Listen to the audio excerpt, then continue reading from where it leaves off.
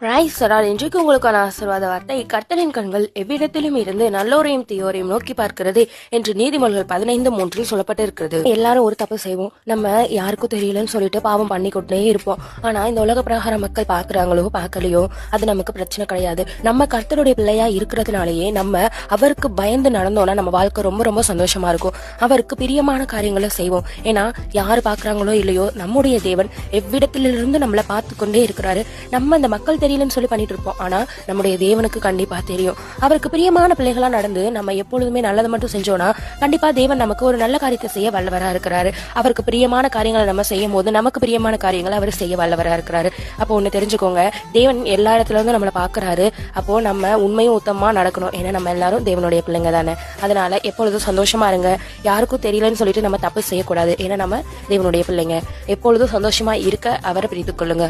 ஆமீன். By today's blessing, would have a great day ahead. God bless you.